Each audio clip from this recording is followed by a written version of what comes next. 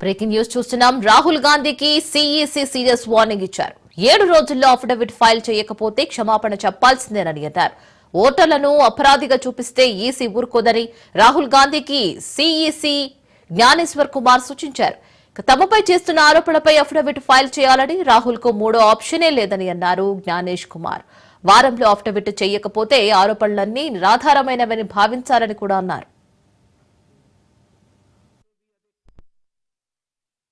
मतदाता द्वारा अपना प्रत्याशी चुनने के 45 डेज के भीतर माननीय उच्च न्यायालय में चुनाव याचिका दायर न की जाए और फिर वोट चोरी जैसे गलत शब्दों का इस्तेमाल करके जनता को गुमराह करने का असफल प्रयास किया जाए तो यह भारत के संविधान का अपमान नहीं तो और क्या है। जहां तक कि मशीन रीडेबल मतदाता सूची का सवाल है, माननीय सुप्रीम कोर्ट 2019 में ही कह चुका है कि यह मतदाता की निजता का हनन हो सकता है। Voter privacy can be breached. Lok Sabha के चुनाव की प्रक्रिया में 1 करोड़ से भी अधिक कर्मचारी, 10 लाख से भी अधिक बूथ लेवल एजेंट्स, 20 लाख से भी अधिक प्रत्याशियों के पोलिंग एजेंट्स चुनाव के लिए कार्य करते हैं। इतने सारे लोगों के समक्ष इतनी पारदर्शी प्रक्रिया में क्या कोई भी मतदाता वोट की चोरी कर सकता है? कुछ मतदाताओं द्वारा दोहरे मतदान के आरोप लगाए गए, सबूत मांगने पर जवाब नहीं मिला। ऐसे मिथ्या आरोपों से न तो चुनाव आयोग डरता है और न ही कोई मतदाता।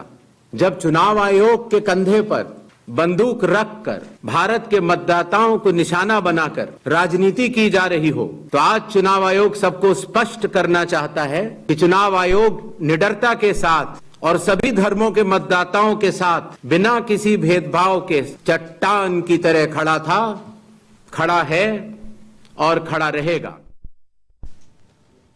రాహుల్ గాంధీకి సీఈసీ సీరియస్ వార్నింగ్ ఇచ్చారు. 7 రోజుల్లో అఫిడవిట్ ఫైల్ చేయకపోతే క్షమాపణ చెప్పాల్సిందేనని అన్నారు. ఓటర్లను అపరాధిగా చూపిస్తే ఈసీ ఊరుకోదని రాహుల్ గాంధీకి సీఈసీ జ్ఞానేశ్వర్ కుమార్ సూచించారు. తమపై చేస్తున్న ఆరోపణలపై అఫిడవిట్ ఫైల్ చేయాలని రాహుల్ కు మూడో ఆప్షనే లేదని జ్ఞానేశ్వర్ కుమార్ అన్నారు. వారంలో అఫిడవిట్ వేయకపోతే ఆరోపణలన్నీ నిరాధారమైనవని భావించాలని అన్నారు.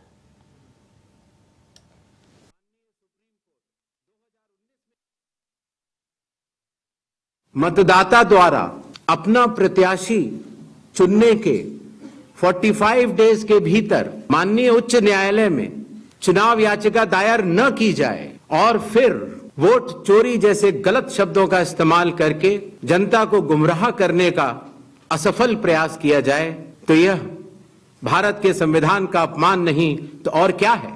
जहां तक कि मशीन रीडेबल मतदाता सूची का सवाल है, माननीय सुप्रीम कोर्ट 2019 में ही कह चुका है कि यह मतदाता की निजता का हनन हो सकता है। Voter privacy can be breached.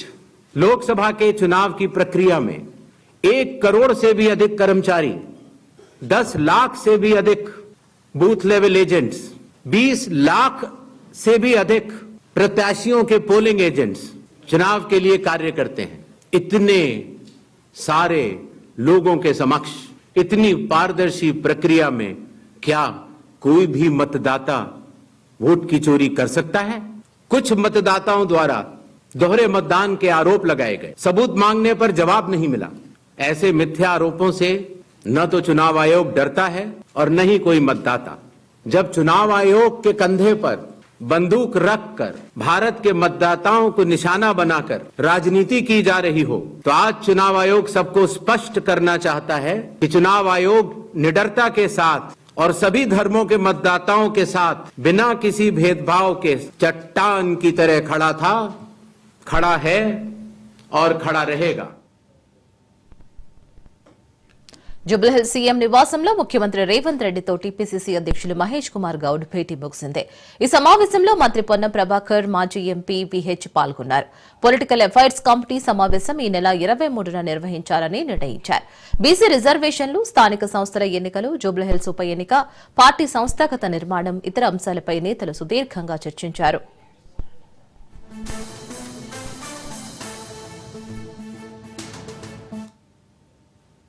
Hanumakonda జిల్లా భీమదేవరపల్లి మండలం కొప్పూరు గ్రామానికి చెందిన గీత కార్మికుడు తాళ్లపల్లి ఈశ్వర్ 2017లో సౌదీ అరేబియాకు వలస వెళ్లాడు. 7 ఏళ్లుగా అక్కడ ఒక ఖర్జూర తోటలో చిక్కుకుపోయాడు. గల్ఫ్ కార్మికుడు ఈశ్వర్ దీనగాథ తెలుసుకున్న మంత్రి పొన్నం ప్రభాకర్ చొరవ చూపారు. దీంతో సౌదీ నుంచి హైదరాబాద్ కు ఆదివారం చేరుకున్నారు.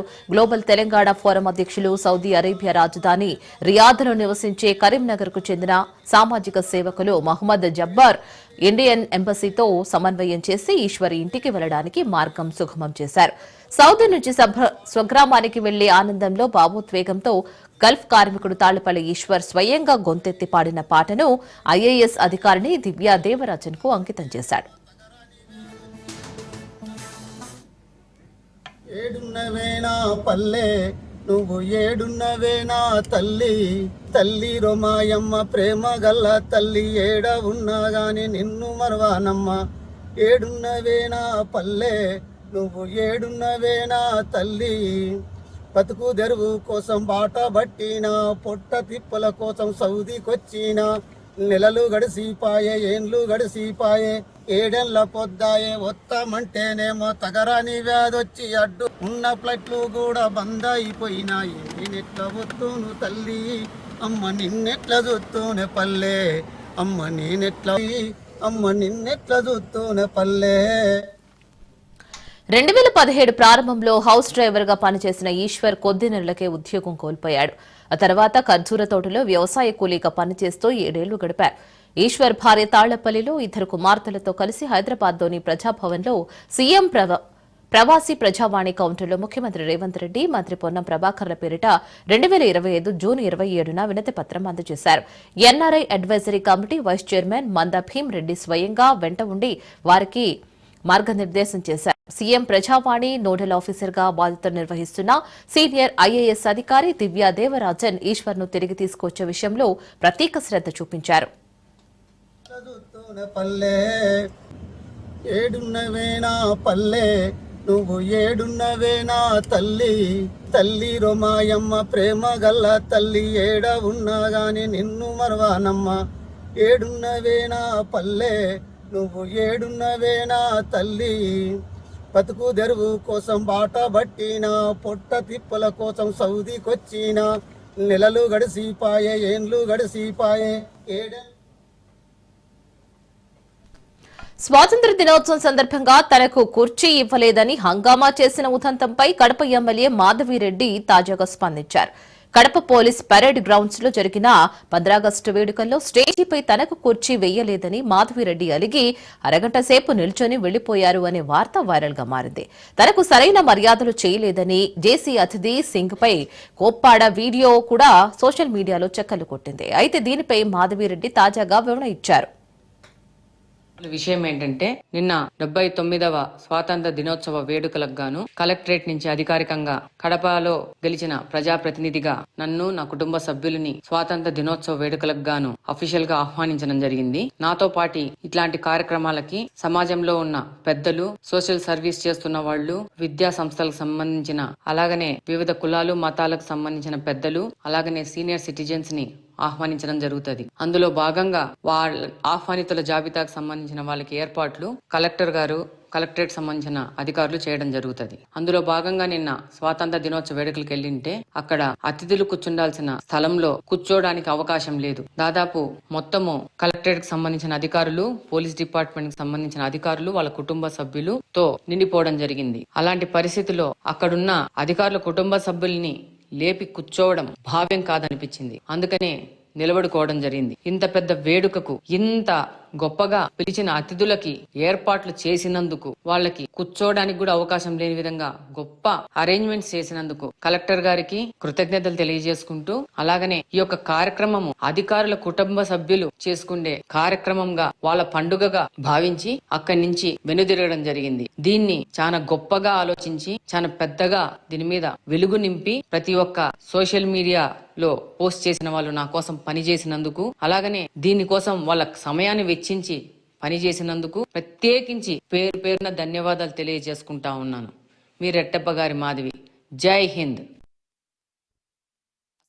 ఇంత పెద్ద వేడుకకు అతిథులను పిలిచి వారు కూర్చోవడానికి వీలు లేని విధంగా అరేంజ్మెంట్స్ చేసినందుకు కలెక్టర్ కు కృతజ్ఞతలు అని వ్యంగ్యంగా తెలిపారు. ఈ కార్యక్రమాన్ని అధికారుల కుటుంబ సభ్యులు చేసుకునే కార్యక్రమంగా వాళ్ల పండుగగానే భావించి అక్కడి నుంచి వెనుదిరిగానని వెటకారంగా తెలిపారు. దీన్ని చాలా గొప్పగా ఆలోచించి సోషల్ మీడియాలో అంత సమయం కేటాయించి పెద్ద చర్చ చేసిన అందరికీ ప్రత్యేక ధన్యవాదాలు అని ఎద్దేవా చేశారు. అసలు విషయం ఏంటంటే నిన్న 79వ స్వాతంత్ర దినోత్సవ వేడుకలకు గాను కలెక్టరేట్ నుంచి అధికారికంగా కడపలో గెలిచిన ప్రజాప్రతినిధిగా నన్ను నా కుటుంబ సభ్యులని స్వాతంత్ర దినోత్సవ వేడుకలకు గాను అఫీషియల్ గా ఆహ్వానించడం జరిగింది. నాతో పాటు ఇట్లాంటి కార్యక్రమాలకి సమాజంలో ఉన్న పెద్దలు, సోషల్ సర్వీస్ చేస్తున్న వాళ్ళు, విద్యా సంస్థలకు సంబంధించిన, అలాగనే వివిధ కులాలు మతాలకు సంబంధించిన పెద్దలు, అలాగనే సీనియర్ సిటిజన్స్ ని ఆహ్వానించడం జరుగుతుంది. అందులో భాగంగా వాళ్ళ ఆహ్వానితుల జాబితాకు సంబంధించిన వాళ్ళకి ఏర్పాట్లు కలెక్టర్ గారు, కలెక్టరేట్ సంబంధించిన అధికారులు చేయడం జరుగుతుంది. అందులో భాగంగా నిన్న స్వాతంత్ర దినోత్సవ వేడుకలకు వెళ్ళింటే అక్కడ అతిథులు కూర్చుండాల్సిన స్థలంలో కూర్చోడానికి అవకాశం లేదు. దాదాపు మొత్తము కలెక్టరేట్ కి సంబంధించిన అధికారులు, పోలీస్ డిపార్ట్మెంట్ కి సంబంధించిన అధికారులు, వాళ్ళ కుటుంబ సభ్యులతో నిండిపోవడం జరిగింది. అలాంటి పరిస్థితిలో అక్కడున్న అధికారుల కుటుంబ సభ్యుల్ని లేపి కూర్చోవడం భావ్యం కాదనిపించింది. అందుకనే నిలబడుకోవడం జరిగింది. ఇంత పెద్ద వేడుకకు ఇంత గొప్పగా పిలిచిన అతిథులకి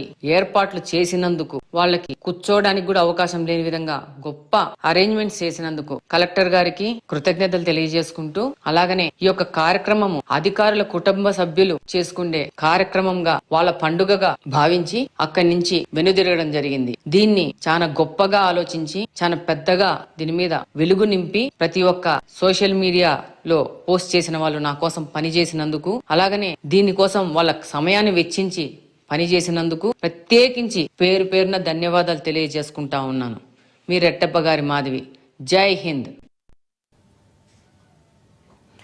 ఏలూరు జిల్లా బుట్టాయిగూడెం జీలుగుమిల్లి మండలాల్లో నిర్వాసితుల సమస్యలను రాజ్యసభ సభ్యుడు జాన్ బిట్రస్ తెలుసుకున్నారు. రెడ్డి చాన్ బిట్రస్ గణపవరం సమీపంలో ఉన్న టేకూరు గ్రామానికి చెందిన నిర్వాసిత కాలనీలను సందర్శించారు. సుమారు 1,06,000 కుటుంబాలు పోలవరం ముంపుకు గురై అవస్థలు పడుతున్నారని, నేటికి కొంతమంది పునరావాస కేంద్రాలకు చేరుకున్నప్పటికీ వారు సరైన విద్యుత్, వైద్య, విద్యా రంగాలలో అనేక అవస్థలు పడుతున్నారని అన్నారు. ప్రభుత్వం నిర్వాసితులను పట్టించుకోకుండా వారి సమస్యలను పక్కకు పెట్టేసిందని వాపోయారు. కేంద్ర రాష్ట్ర ప్రభుత్వాలు నిర్వాసితుల సమస్యలను పూర్తిగా అధిగమించాలంటే 32,000 కోట్ల అవసరమని, అవి మంజూరైన నాడే నిర్వాసితులకు పూర్తి న్యాయం జరుగుతుందని అన్నారు.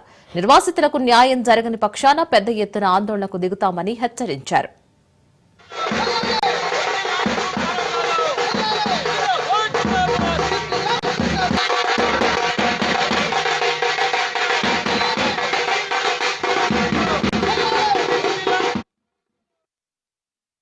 My General Secretary, Comrade M.A. Baby also is visiting. We both of us are going to those areas, especially the tribal villages which are being affected. What we have understood is that more than 1,06,000 tribal families, altogether families are affected by this Polavaram project. The government is not concerned. The government in Andhra Pradesh, the government in Delhi, they're absolutely unconcerned about rehabilitation and resettlement. Now it's a question of the lives and livelihood of these people. Even those people who have been moved out, they have not been given proper colonies. We went there and saw all these difficulties which they are facing on their daily life. Electricity, health, schooling. So our demand is that the assurances given to those people, hapless people, 80% of them are tribals, that they should be rehabilitated properly. There are tribal laws, there are verdicts in the Supreme Court. The governments have to adhere to this. A proper rehabilitation and resettlement has to be done. Altogether, something like 33,000 crores are required for a proper resettlement of these people. My general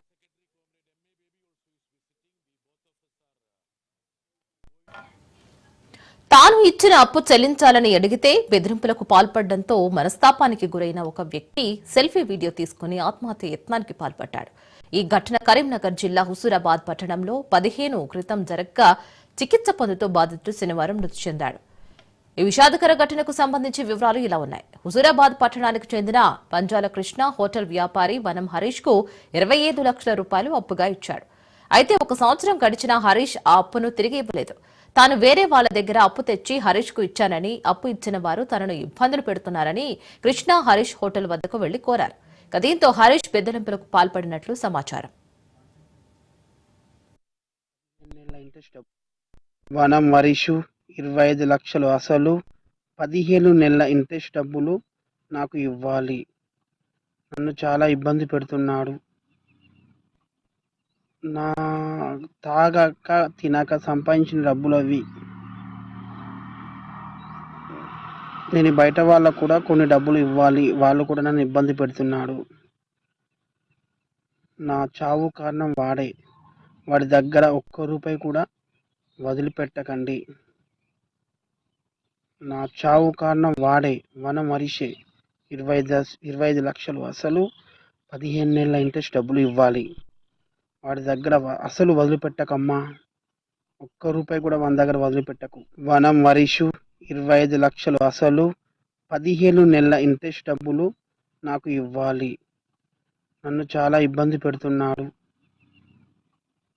నా తాగక తినక సంపాదించిన డబ్బులు అవి. ఈ ఘటనతో తీవ్ర మనస్తాపానికి గురైన పంచాల కృష్ణ గడ్డి మందు తాగి ఆత్మహత్య యత్నం చేశారు. స్థానికులు గుర్తించి వెంటనే ప్రభుత్వ ఆసుపత్రికి తరలించారు. మెరుగైన చికిత్స కోసం హుజూరాబాద్ నుంచి జమ్మికుంట ప్రైవేట్ ఆసుపత్రికి తీసుకువెళ్లారు. అక్కడ చికిత్స పొందుతూ గత రాత్రి చనిపోయాడు. అప్పు తీర్చకుండా కృష్ణ ఆత్మహత్యకు కారణమైన వనం హరీష్ పై కఠిన చర్యలు తీసుకోవాలని కృష్ణ బంధువులు డిమాండ్ చేశారు.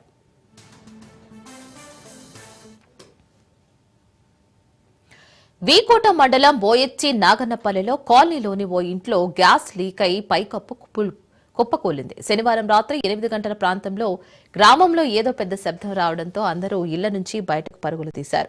పరిశీలించగా గ్రామానికి వెనక వైపునున్న దామోదర రెడ్డికి చెందిన ఇల్లు కుప్పకూలినట్లు గుర్తించారు. అందులో మడవలి గోవిందప్ప తన కుటుంబంతో కలిసి గత కొంతకాలంగా నివాసం ఉంటున్నాడు.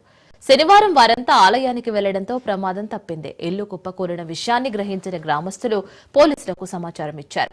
ఎస్ఐ జావేద్ భాష సిబ్బందితో ఘటన స్థలాన్ని చేరుకుని పరిశీలించగా ఇంట్లోని గ్యాస్ సిలిండర్ లీక్ అయి విస్ఫోటం జరిగినట్లు గుర్తించారు. రాత్రి చీకటి కావడంతో శిథిలాలను తొలగించేందుకు వీలు పడలేదు. ఉదయం వరకు ఎవరూ ఇంటి పరిసరాలకు వెళ్లొద్దనని పోలీసులు సూచించారు.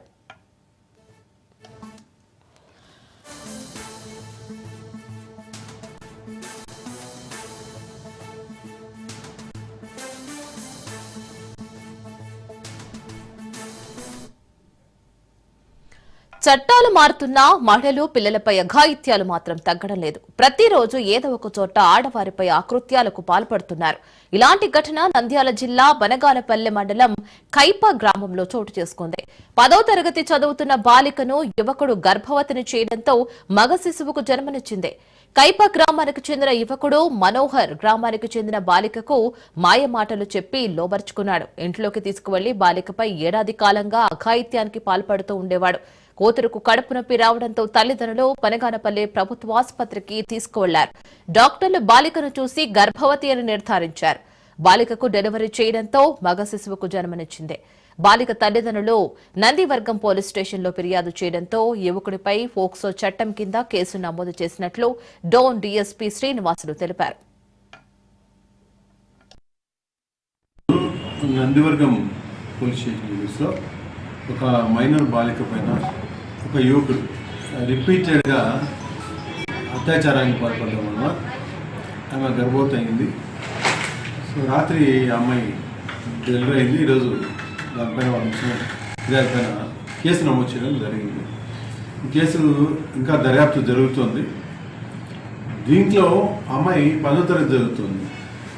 సో రాత్రి డెలివరీ కావడం జరిగింది. ఇంట్లో వాళ్ళు కూడా వాళ్ళు చూసుకోలేకపోయారు.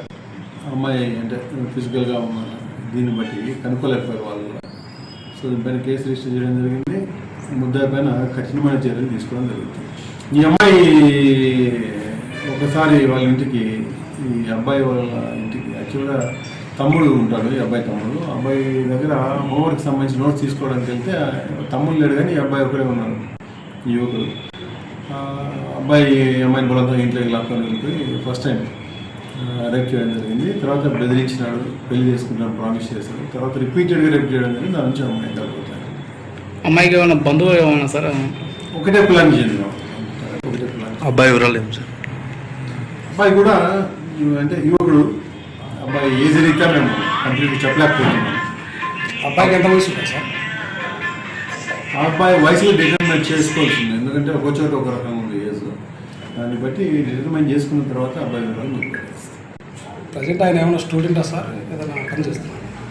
ఇంటర్మీడియట్ ఫెయిల్ అయినట్టుగా మాకు తెలిసింది విచారణ.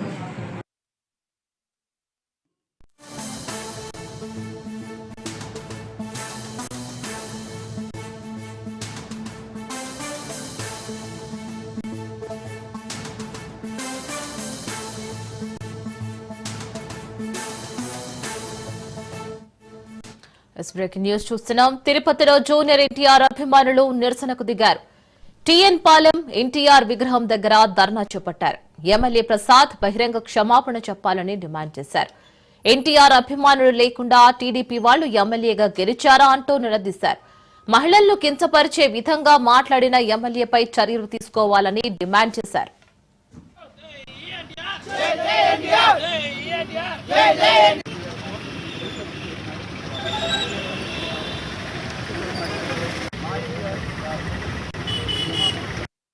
మా అభిమాన హీరో నందమూరి తారక రామారావు గారిని అనంతపురం ఎమ్మెల్యే అయిన దగ్గుబాటి ప్రసాద్ గారు అసలు ఎంత దారుణంగా మాట్లాడారంటే, అసలు అలాంటి మాటలు ఒక ఉన్నత పదవిలో ఉండి అలా మాట్లాడడం సరైన పద్ధతి కాదు.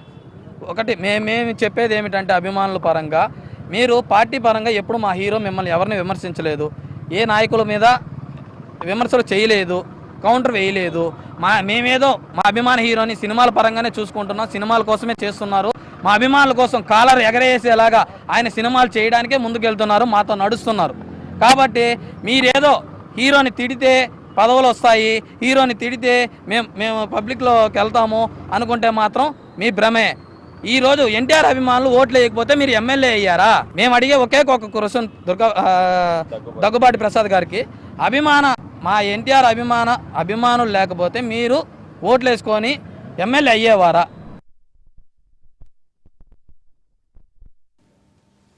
రైట్, టీవీ ఇప్పుడు వరకు బులెటిన్ అప్డేట్స్. మరిన్ని అప్డేట్స్ కోసం stay tune to Raj news.